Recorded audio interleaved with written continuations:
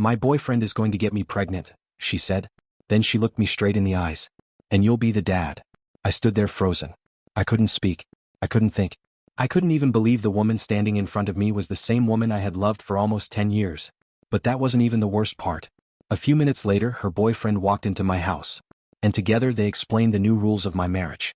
What happened after that changed all our lives forever. My name is Ryan Carter. For a long time, I thought I had everything a man could want. I had a beautiful wife named Lauren.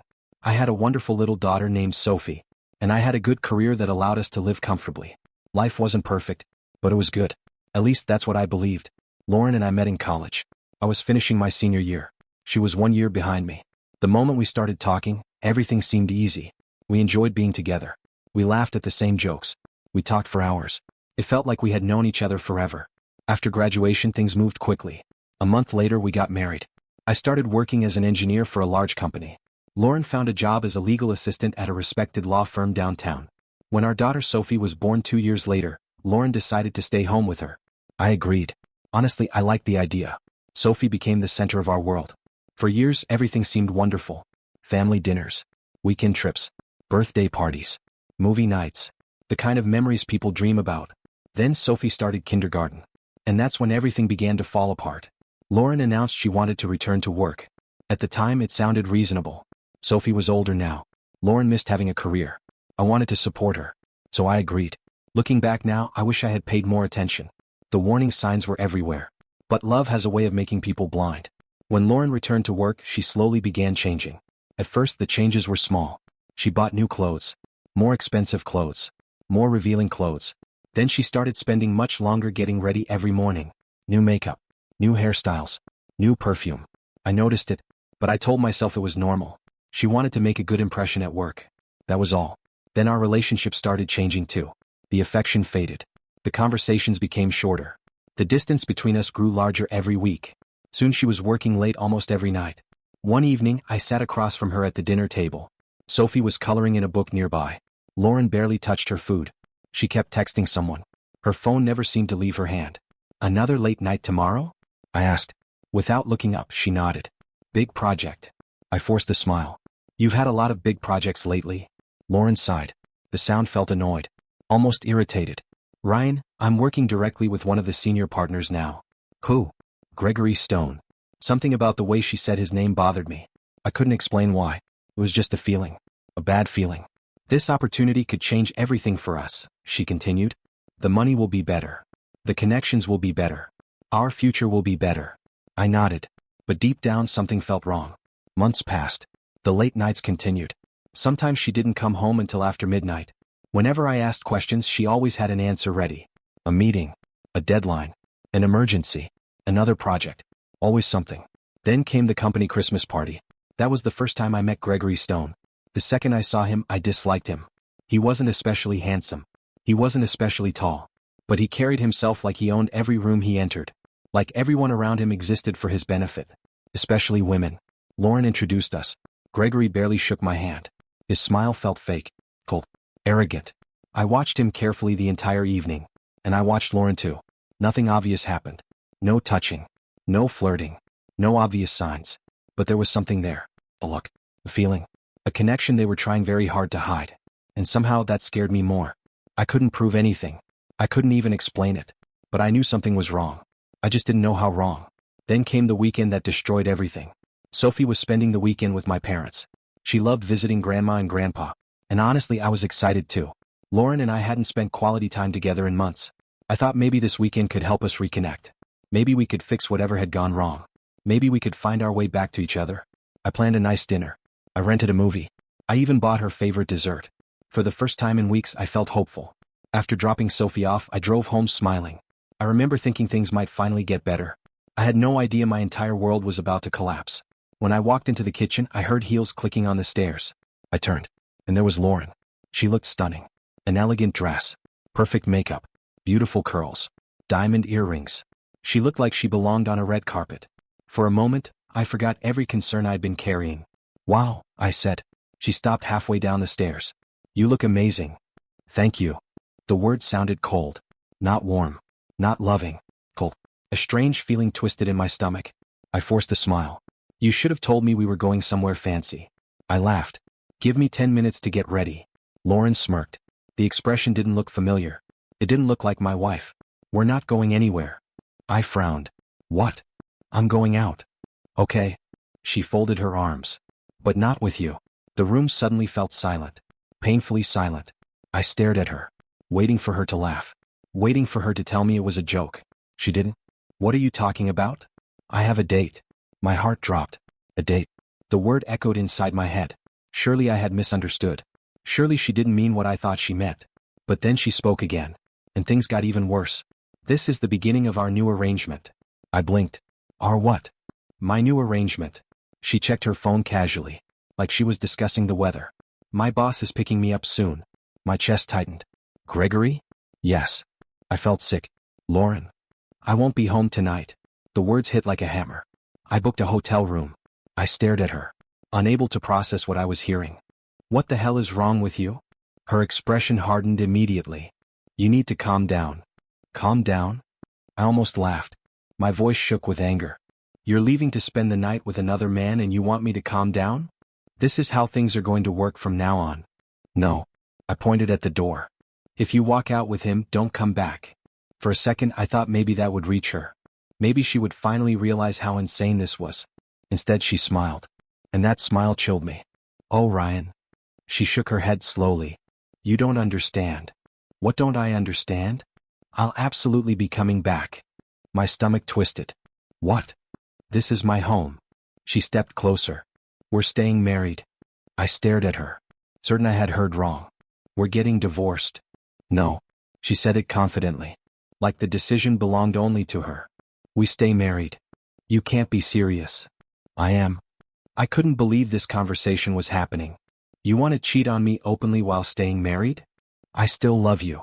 I laughed bitterly. The statement sounded ridiculous, cruel, insulting. That's not love. It is. No.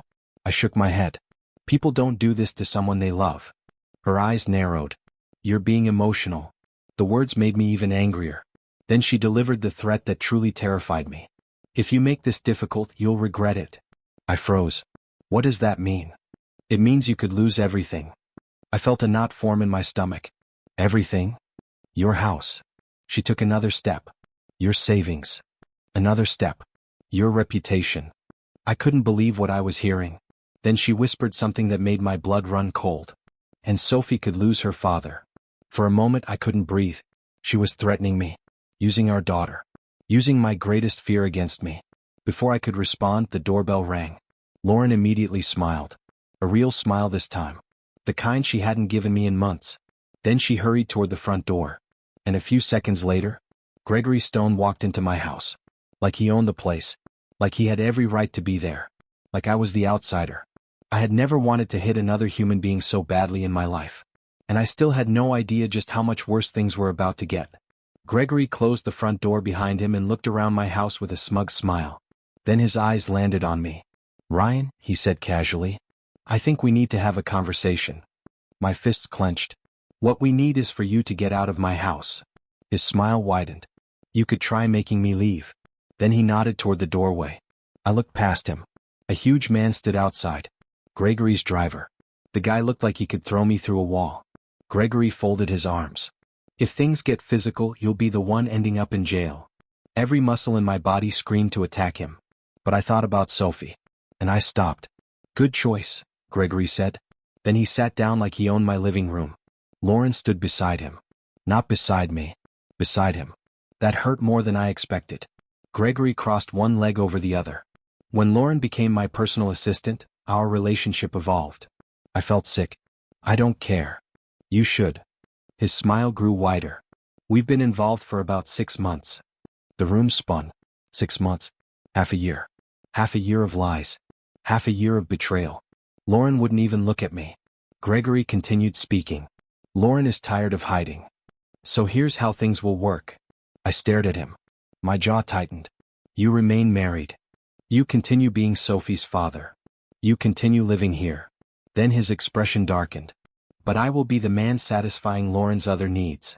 I felt rage explode inside me. I jumped to my feet. This is insane. I'll divorce her tomorrow? Gregory didn't even flinch. Instead he smiled.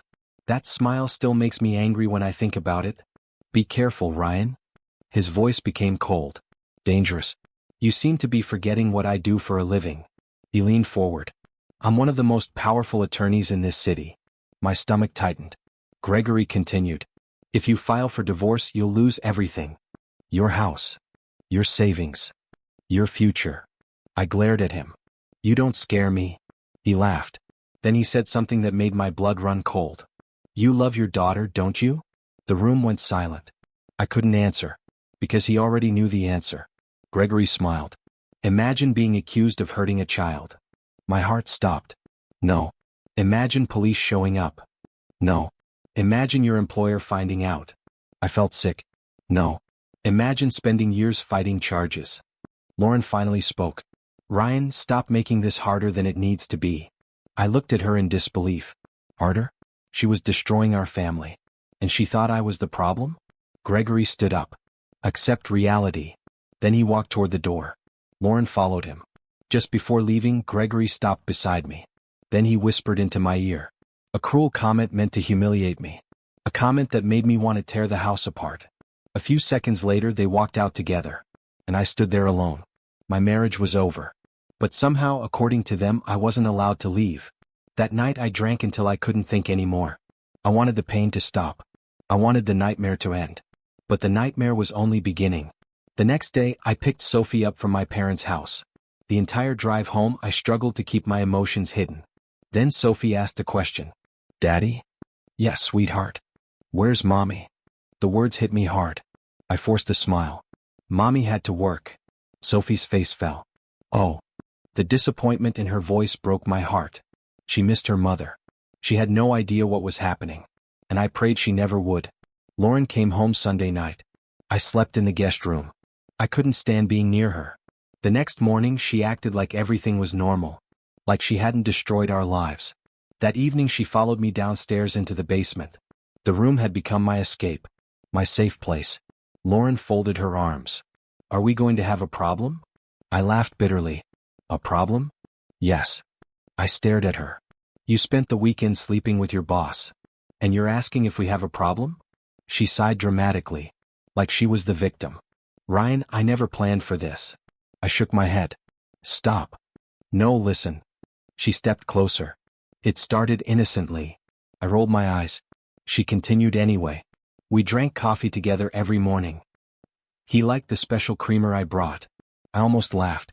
The explanation sounded ridiculous. Then she said something that shocked me. Gregory changed my life. I stared at her. He showed me things. He opened new doors. He promised me promotions. He promised me opportunities. The more she talked, the less I recognized her. It was like listening to a stranger. Then she said something even worse. Gregory says you can still be intimate with me. I blinked. What? She nodded. Under certain conditions. The anger inside me grew. What conditions? Lauren looked almost embarrassed. You can only be with me after Gregory. For several seconds I simply stared at her, certain I had misunderstood. Then I realized she was serious. Completely serious. I laughed. Not because it was funny. Because it was insane. You actually expect me to agree to that? It would help us keep our marriage together. Our marriage is already dead. Her expression hardened. No, it isn't. It is. Then I asked a question that had been haunting me. What happens if he gets you pregnant? Lauren looked away. Immediately. My stomach dropped. Oh my God. She stayed silent. I stepped closer. Oh my God. Finally she spoke. He wants children someday. The room spun. And? He thinks it could work. I stared at her, speechless. Then she quietly said the words that shattered whatever remained of my heart. He thinks you could raise the baby? For several seconds I couldn't speak. I couldn't breathe. I couldn't believe what I had just heard. Then I pointed toward the stairs. Get out. Ryan. Get out. She left. And that was the moment I knew there was no saving our marriage. None. Over the next week I began researching Gregory. The deeper I looked, the worse things became. Powerful connections. Influential friends. A reputation for destroying enemies. Then I met with a divorce attorney. I hoped she would tell me Gregory's threats were nonsense. She didn't. Instead she looked worried. Very worried. If Gregory wants a fight, she said, He can make your life extremely difficult. I felt hopeless. So what do I do? She thought for a moment. Then she gave me one piece of advice. Get evidence. That became my mission. I needed proof. Proof of the affair. Proof of the threats. Proof of everything. So I secretly placed a voice recorder inside Lauren's purse. It was risky. But I had no other choice. Days passed. Then weeks. Meanwhile, Lauren became even more arrogant. She acted like she had already won. One evening she came downstairs smiling. You have 1 month left. I frowned. What? Gregory wants me off birth control. The room went silent. Lauren continued. Once that happens, you won't have access to me anymore. I stared at her. Completely disgusted. She actually expected me to accept this. Expected me to sit quietly while another man built a family with my wife. I looked her directly in the eyes. I wouldn't touch you if you were the last woman on earth. For the first time she looked hurt. But only for a second. Then she smirked and walked away. Weeks later something strange happened. Lauren started feeling sick. At first it seemed minor. Numb fingers, fatigue, shortness of breath. She blamed stress. Then Gregory started showing similar symptoms. Soon both of them looked terrible. Their skin became pale. They seemed exhausted all the time. One evening Lauren came home early. That never happened. Why are you home? I asked. She looked awful. Not feeling great. Where's Gregory? He's sick too. Something about that caught my attention. Both of them. Sick. At the same time. The situation became stranger every week. Then one Friday afternoon my phone rang. It was Lauren. Her voice sounded shaky. Ryan. What? It's Gregory. My stomach tightened. What happened? He had a stroke. For a moment I couldn't speak. Then Lauren started crying. They think he might die. The news shocked me. Gregory was powerful, confident, untouchable. And suddenly he wasn't. Later that day I drove Lauren to the hospital. When we arrived she rushed inside, desperate to see him. I followed behind. And there, in front of everyone, she cried over him, held him, kissed him, loved him openly, while I stood just a few feet away. The woman who claimed she still loved me, the woman who insisted our marriage wasn't over, was mourning another man. At that moment, any remaining doubt disappeared. Our marriage had died a long time ago. A few days later, Gregory passed away. Lauren was devastated. Absolutely devastated. Meanwhile, her own health continued getting worse. She became weaker every day. Soon she could barely get out of bed. Then doctors admitted her to the hospital. Tests were run. Specialists were called. Machines surrounded her bed. The diagnosis wasn't good. Her organs were failing. And nobody seemed able to stop it. One morning a doctor pulled me aside. His face was serious. Your wife's condition is critical. My stomach sank. How bad? He sighed. Very bad. Then he explained something strange. Lauren and Gregory had shown remarkably similar symptoms. The similarities were impossible to ignore. Whatever had happened to Gregory had happened to Lauren too. Hours later, I entered Lauren's hospital room. She looked fragile. Nothing like the confident woman who had walked out on our marriage. When she saw me, tears filled her eyes. She motioned for me to come closer. So I did. Her voice was barely a whisper. I'm sorry. I remained silent. She started crying. I see everything now. Each word seemed painful. I hurt you. I said nothing. I hurt Sophie. Still nothing. Then she whispered the question she had wanted to ask. Can you forgive me? The room became silent. The machines beeped softly around us. I looked at the woman I had once loved more than anything. Then I answered honestly. You broke our family. Tears rolled down her cheeks. You betrayed us. More tears. I'll never forget what you did. Her face crumpled. And for the first time I saw genuine regret. Not excuses. Not manipulation. Regret. But it was too late. Some wounds are too deep. Some betrayals can't be undone. Less than an hour later, Lauren was gone.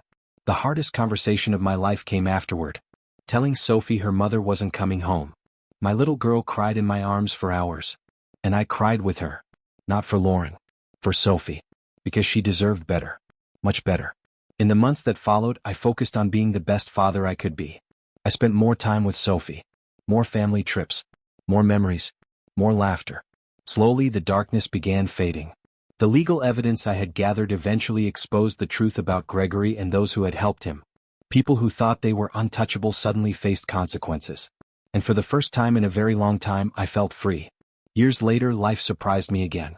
Not with betrayal. With healing. I met a kind woman named Grace. She was patient, understanding, strong. Most importantly, she loved Sophie. And Sophie loved her. Slowly we built something new. Something honest. Something real. For a long time, I thought my life had ended when my marriage collapsed. I was wrong. It was actually the beginning of a new chapter. A better chapter. One built on truth instead of lies. And as I watched Sophie grow up surrounded by love, I finally understood something important. Even after the deepest betrayal, even after your world falls apart, you can still find happiness again. You can still heal. And sometimes, the best revenge is simply living a beautiful life after the people who tried to destroy you are gone.